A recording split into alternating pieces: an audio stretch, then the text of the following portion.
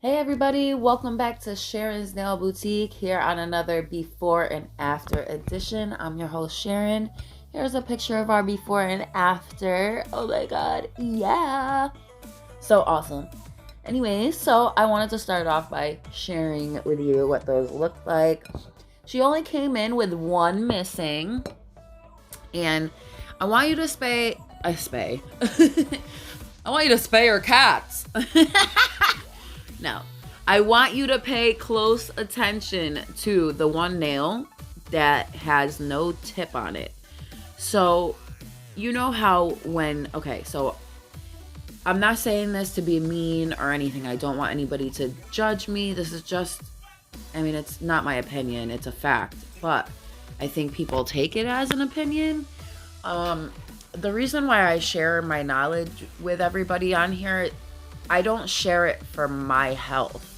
I share it because I want people to do nails properly. I want them to take care of their clients properly. Now, when I get people that tell me it's the same thing to use a sanding band as it is a hand file, it just makes me like, okay, because I know darn well they teach the same stuff in nail tech courses. So you're literally taught in nail tech courses that you're not supposed to go on the natural nail with the machine.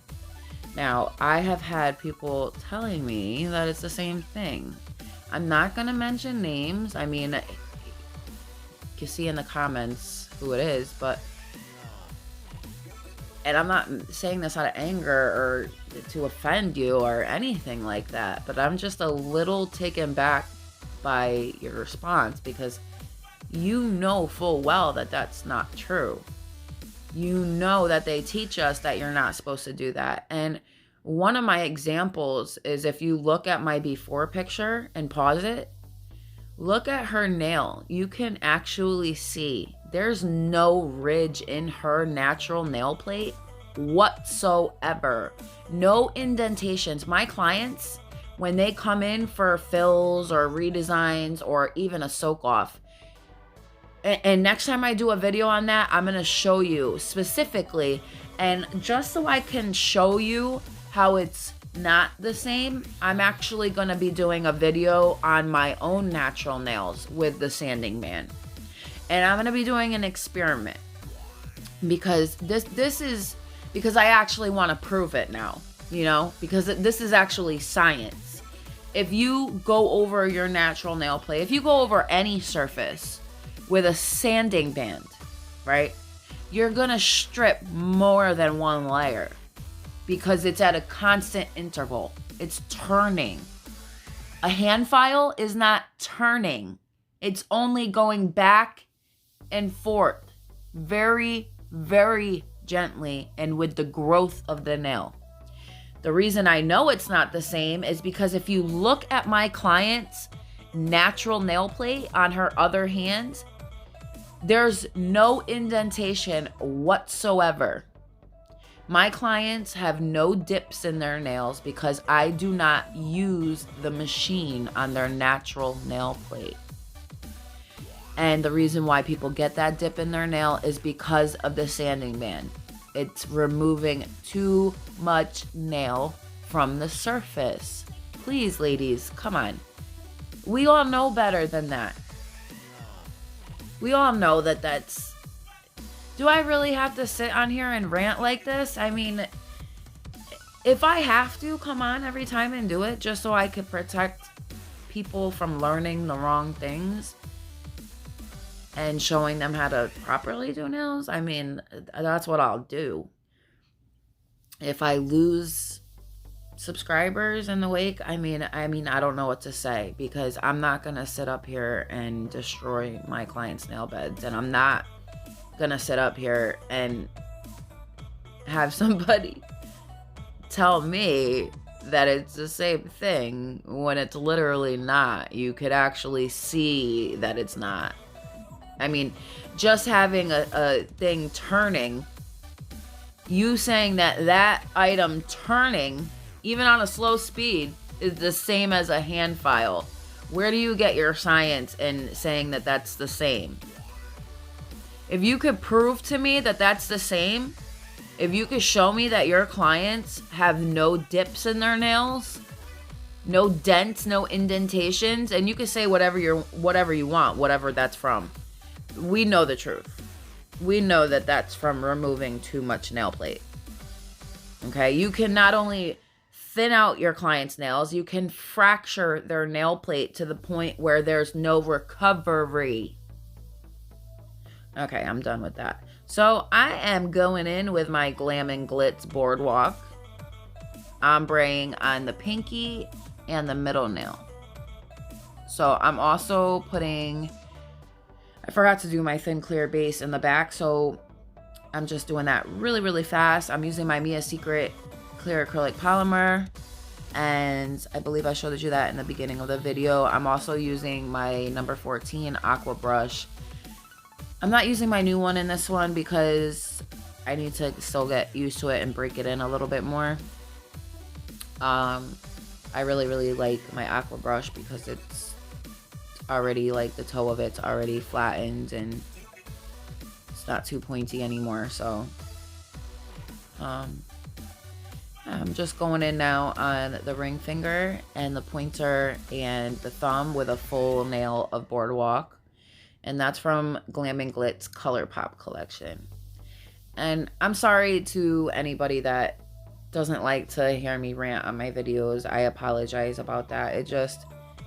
I just want you guys to be doing and taking care of your ladies' nails, ladies and gentlemen's nails properly. And I mean, yeah, like I said, if people want to think that that's my opinion, they could think whatever they want, but when you're taught in school that you're not supposed to do that, it becomes far more than just an opinion. It's science and it's facts. So yeah, I'm just finishing building this up. I'm not adding too much because we are going to encapsulate these. So you're literally just using your color for design. You can build it up slightly. You don't want to have like any translucent areas like where you can see through them. Sometimes when you use a product and then you put like the person's hand in the sun, you could kind of see through like the free edge area. If that's the case, you could add a little more product. Just dry out the liquid from the back of your brush if it's giving you that much of a problem, where you can see through the color, because sometimes if your brush is too wet and you place the color, sometimes you pull more product off than you'd like. So if you drain liquid out of the back of your brush, you'll make it so that it's more opaque and it'll stay in that particular area. So I'm just adding a little color where I see like dips in the nail. I'm not adding a lot, just enough to kind of fill that in, making sure that my shape is on point. When I'm happy with it, I will cap as I'm going. Once I'm happy with like the color and how dark it is and everything and the shape of it.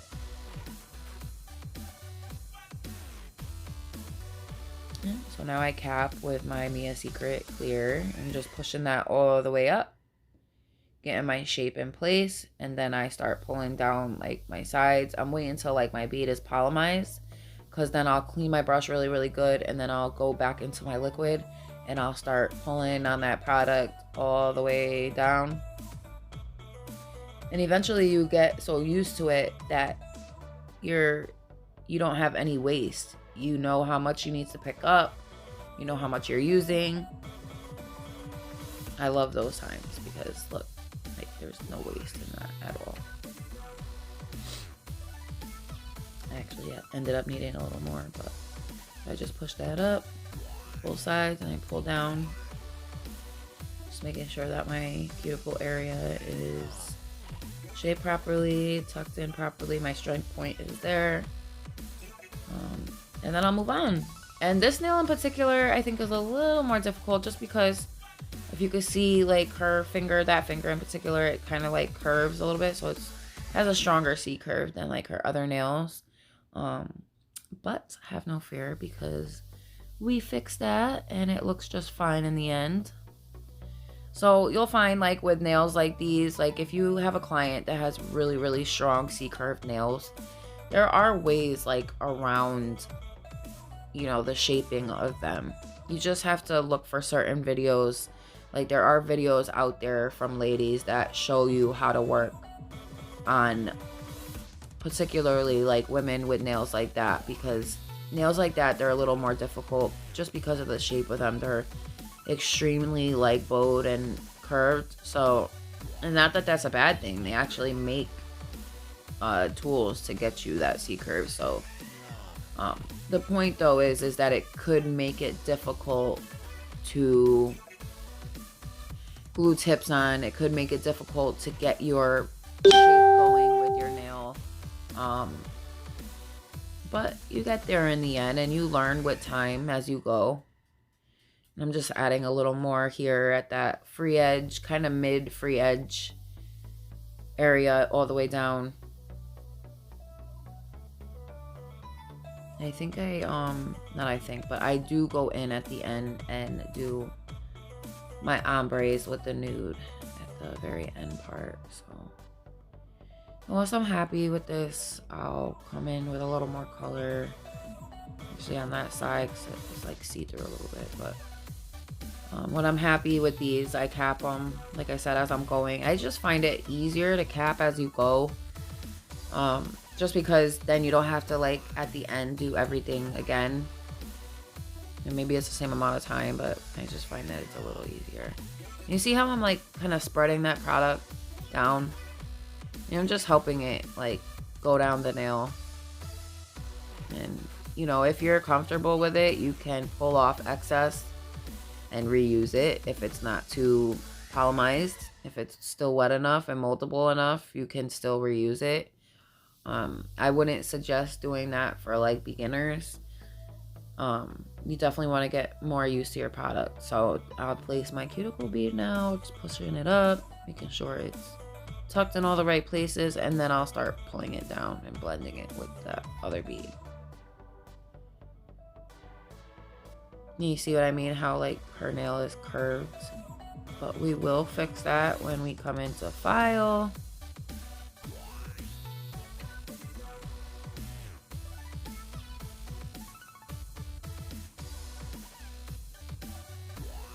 Okay, so I'm gonna put a little more color on these because remember I was saying like when they dry, when you see them in the light, sometimes you can see through them. They're not dark enough. So I'm gonna do my full nail purple of Boardwalk on the thumb. This is such a pretty color. I actually really like it. Reminds me of like a lilac, but like, I don't know, like not so much a pastel, because it's a little darker than a pastel purple, but it's like a unicorny purple almost. Oh, and guess what, ladies? I'm getting my Glam and Glitz Color Blend 3 collection on Friday this week.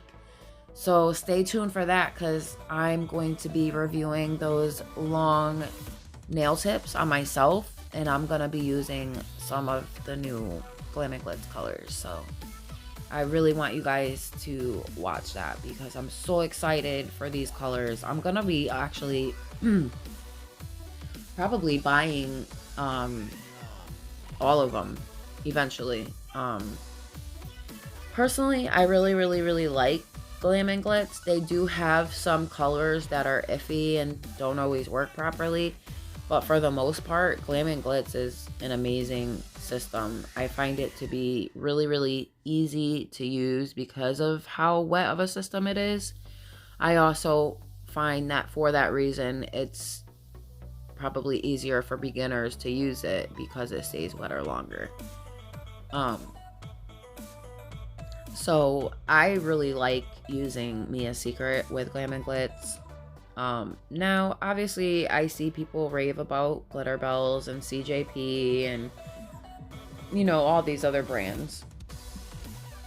And I've been debating for a long time, excuse me, what I should or shouldn't get or buy or switch to. And I feel like, you know what, if it's not broke, don't fix it type of thing. I understand that when you switch to better quality stuff, I mean, you notice right away. But I don't have any issues with the products I use. My clients don't get lifting, barely. With her, she didn't have any lifting. Like literally, like the normal type of lifting you have, like in the back fill area, like little tiny bits, but nothing where I had to like remove a nail and replace it. Her nails did so good, and I give credit to the system I use, and I use Mia Secret, and I use Glam and Glitz, and I use OPI Bond-Aid and No Lift Nails acid base primer. So that's the company I give credit to, because I mean, since I've started, I've been using Mia Secret, and I've never had any issues with it, really. I mean, the only thing I didn't like of theirs was their primer. So I stopped using their acidless primer in favor of the acid base one. So look at how I'm doing the ombre, right? I'm making sure it's like a wet bead, but not too wet, and I'm blending all that through the center so that my blend is like really nice on all sides. So I find like when I start with my sidewalls first, it seems like they don't blend properly, and I don't know why it seems like that, but I just added another nude bead just to place at that cuticle area, build that part up, and now I will come in with my encapsulation bead at mid-joint area, free edge area. I don't need to cap the whole thing because, as you all know, nudes, cover nudes, they are core powders, so they do not need to be encapsulated. You know what, I'm happy with that. I will move on to the next ombre. I really love how these turned out. They came out amazing. I really like them. I go again with my blending bead, and I will grab one more for the cuticle. I think I grabbed a little too much on that first try there, so I ended up having to fix it. Just going with one more kind of smallish bead and add to the rest of that nude. The product was pretty much already blended, so I didn't really need to add a bead to blend more. I just needed to build up my apex so that when I come in to cap, all I have to cap is that free edge area.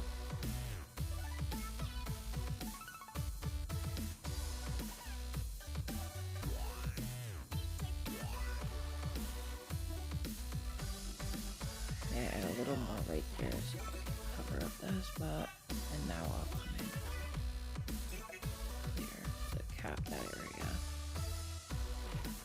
And I'll put her, I always put her hands on a downward angle so my product can do what it needs to do naturally. And this is one of my clients that like actually enjoys doing nails too. She's one of my younger clients. She's still a teenager, but I'm so happy that she is doing nails now. I'm really excited for her. I'm proud of her that she wants to learn. This is not something that's easy, so the fact that she wants to take it head on and just, because when I started, I dove right in. I started right away in all the designs, ombreing, all that.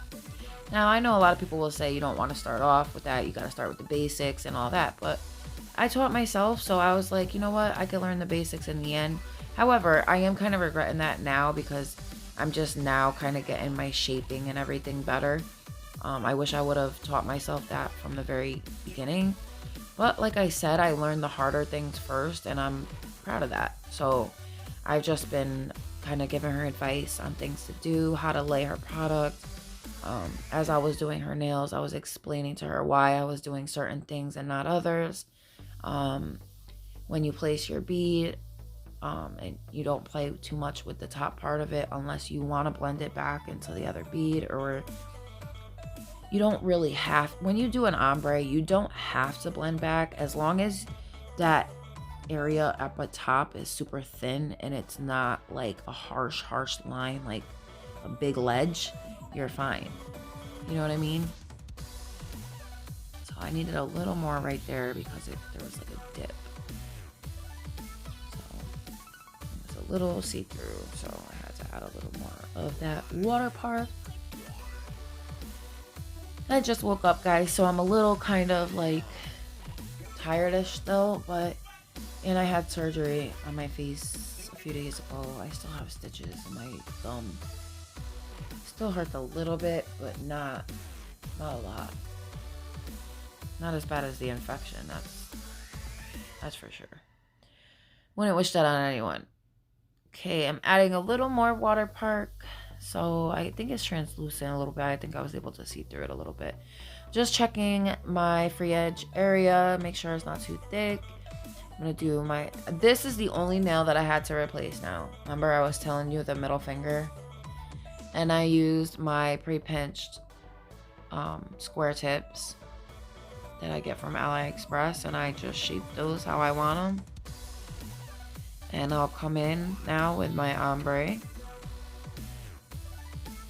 And making sure that joint area, you see how I'm making sure that it's like thin and flat. And that way when I come over it with my nude, it's not like I'm not gonna have that harsh line. I'm just telling her how to do certain things. That's why you see me kind of finagling with my brush a little bit.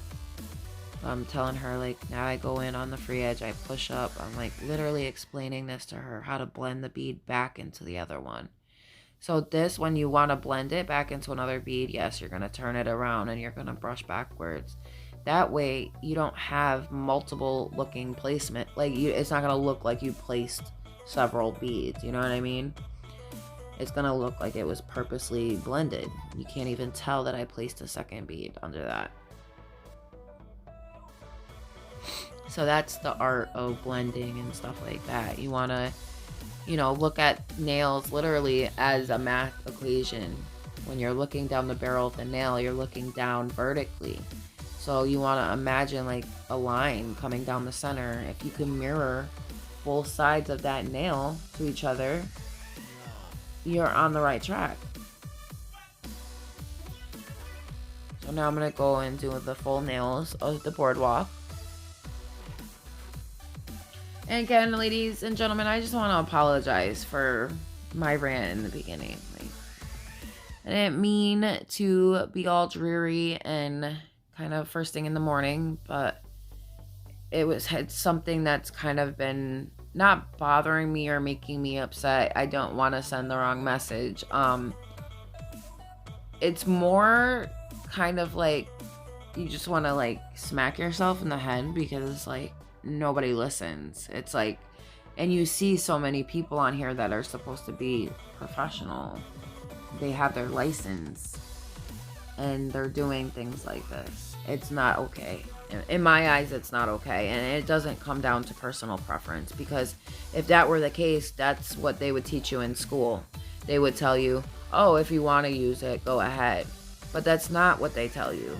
They tell you the complete opposite. They tell you never use this on the natural nail because it's not meant for the natural nail. Why isn't it meant for the natural nail? Because it creates friction and it creates heat. Even if you're moving all over the nail and switching it up into different places, you're still creating friction and heat because it's at a constant turn. That's science. That's not my opinion. That's science. So, unless you want to argue with Bill Nye the Science Guy, then I suggest you take a seat. So, I'm going to finish doing my full nails of Boardwalk. And I was just showing her, like, you don't always have to start off, like, midway. Like, you can start off up at that cuticle area and bring your color down and do your nail that way, too. So, I'm just showing her, like, different ways you can, place your acrylic and put it on. And you don't have to... I mean, it's easier to start probably free edge area. That way you could just keep, you know, placing your beads as you need them. But for me, it doesn't matter either way, because I've been doing nails for so long that I'm used to it. But it's like I was telling her, like, don't try certain things that I'm doing just because you don't have enough practice yet. So things like dragging off extra product off the free edge area and reusing it. Like, I wouldn't suggest people that just started doing nails to try that, because you see what I mean? Like, reusing that. Because if you're not used to your product and your liquid powder ratio yet, that's not something that's going to be simple to get. Once you get your powder liquid ratio down, then yes, I would say you can go for it, because you know how polymerized your product can be before it hardens. You know how wet it can be before it hardens, or how much time you have while it's wet before it hardens. So all these things you get with time and practice. It does not come overnight. If you do get it overnight, more power to you. I mean, that's amazing. But most average people don't. So these are all things that you should keep in mind while you're doing nails, because you don't want to come into any situations where you hurt your client, or you burn your client, or you cut their cuticles, or anything like that. And if you happen to do that by mistake, you make sure and you apologize several times to your client, and you let them know that you're very, very sorry, and if there's anything you can do to make them feel more comfortable, or, you know, you make sure you clean the area really well if you cut them and they're bleeding or anything like that. I might suggest getting the stop bleed stuff, that green liquid. Let me go see the name of it so I can tell you exactly.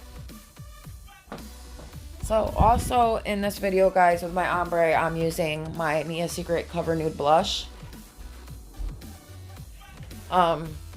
It's not so much a new color anymore. Cover Nude Blush came out from Mia Secret, I want to say, like, a little over, maybe it's almost 2 years ago now. Time goes by so fast. Okay, so the stuff to stop bleeding when you cut people is called, it's made by Infalab, and it's Magic Touch Liquid Styptic Skin Protector. It stops bleeding of minor cuts, scrapes, and sanitizes it too. Now, when I got them, I actually got a 2-pack on eBay, and it wasn't expensive at all. So look at how I'm placing my nude bead and blending the whole thing, just the whole thing down. Because I feel like when you start with just the sides first, it doesn't, like, blend right for some reason. And I was just really happy with how my blend came out with this set. I couldn't have been happier, I don't think. So,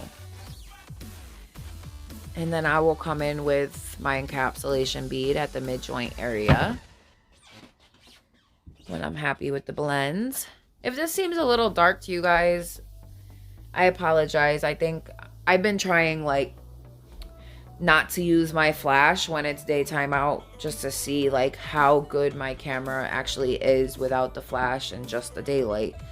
It's not bad, I guess, but I did have to, like, fix some of the coloring a little bit, like adjust the brightness. So obviously I won't do that next time, because I've been trying to, you know, keep as much of the video in as possible, like within, you know, my prep and filing and all that. I actually left doing the crystals in the video for you guys at the end. So usually I don't do that, but this video I did do that. So stay tuned for that. So now I'm going to just go and encapsulate all the nails. And I'm going to finish my ombre on the middle nail. And I also need to finish the thumbnail, because I forgot I was doing a full nail of purple, evidently, and just stopped kind of halfway.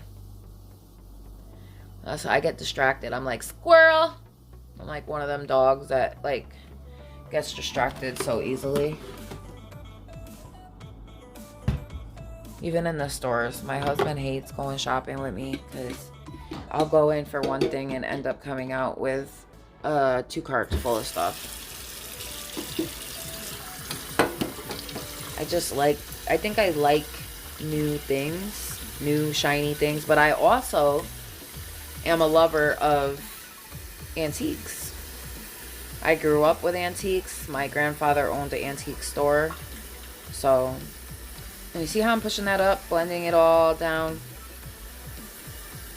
making sure that that's super blended, looks really nice. And then I'll go for my cuticle bead. Not as wet as that one, but most certainly not dry either. And then I'll clean my brush, wet it, so I could blend that into the next one.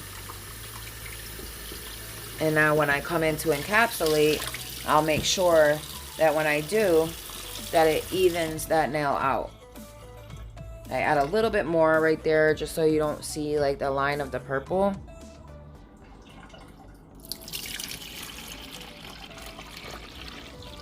Making coffee. So I'm really excited about all our new subscribers. I'm gonna be doing a shout out because I need to figure out exactly who it is that has subscribed so I can shout you guys out. I think I need to go on my son's PC to do that. For some reason the YouTube Creator Studio doesn't work the same like on cell phones as it does on like desktops, and the editing part too. So I think I'm gonna edit starting on my son's computer because I could do all types of really cool stuff. I think it'll be better all the way around, you know, just in general. So just adding a little more right in that center area because it was like kind of dippy. And if you look at the nail now, like from the side, it looks completely like even. You know, it doesn't look like it's dipping or anything like that. So I add a little more at that free edge area because like I said, it was see-through a little. So anytime I see anything like that, there's no way. I'm not going to let my client walk out with a set of nails that I wouldn't be happy with myself. So if that means I have to strip their nails bare and start over, that's what I do. But it's my client's happiness means more to me than my bottom line. I don't charge a lot. I charge for a set like this with stones $70. I mean, I guess that's a decent price. But there's areas in the United States where like sets like this would be over $100. There's areas where they're way cheaper than 70. I mean, it's 70 because of the stones. If she didn't have stones, it'd be 60. But yeah, there's places that charge way less than that. And I guess it just goes by like your state and what's the median income, what are the prices like on products. So you have to take all that into consideration. Obviously, like you need to be able to make back product costs and you need to be able to profit some as well. I personally don't do nails for the money per se. Obviously making money is nice, saving money and getting more products, but I literally, I think, make just enough to put back into like making my studio nicer and getting more products. But as far as like making like all this money, no. And that's not why I do it. So even if I were to raise my prices on certain things, it would still be very affordable, you know. I just need to revise my list so that people that can't afford sets like these can get like a gel polish full set, something like that. I think I just added that to my price list. When I first started doing nails, I used to do nails like these for like $15. Can you believe it? And over time, as I got better and as I got faster, I started raising my prices, and rightfully so. Prices on products go up, your time gets quicker, your quality gets better. So, you know, and my nails last people for so long. It's like I have to remind them to come back in because they forget. That's how long they last.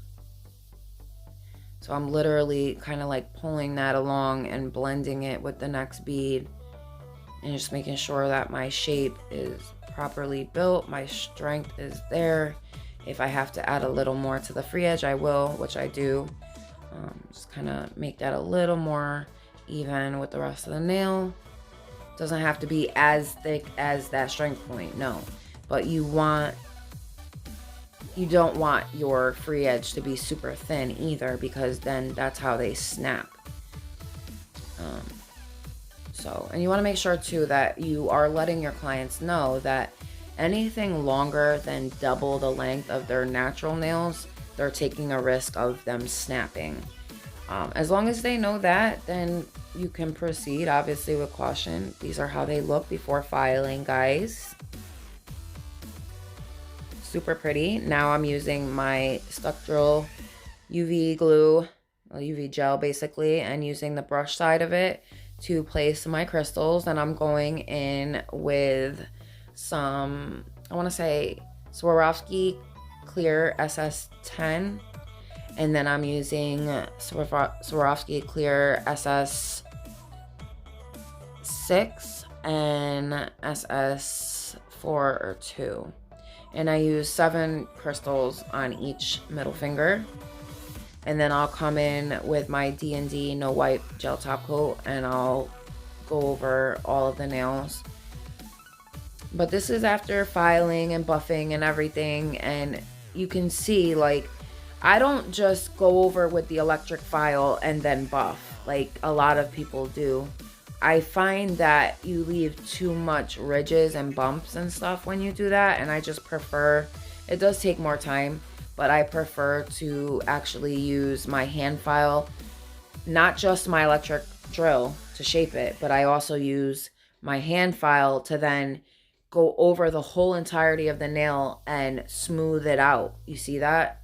Now with a buffer, it wouldn't look like that. You would see all the ridges and stuff like that. You would see the lines and everything. So I'm literally repeating the same process over here with my Swarovski clear crystals. She only wanted them on her middle fingers, which was super cute, super pretty, because those were the ones that were ombre. And this is pretty much it, guys. The rest is me top coating and just showing you what those look like top coated. And I left you a picture in the end. And I hope you guys really enjoyed this video. Again, I apologize about the ranting. I just want you guys to have the correct information. And I hope you guys have a really, really good day. I love you all so much. Again, welcome to all my new subscribers. I will be shouting you guys out very, very soon. And stay tuned for, let's try to get this up to 1,000, guys, so we could get that giveaway going. And stay tuned for my review on the colors, guys. And that being said, I love you all so much, and I'll see you in my next one. Bye, guys.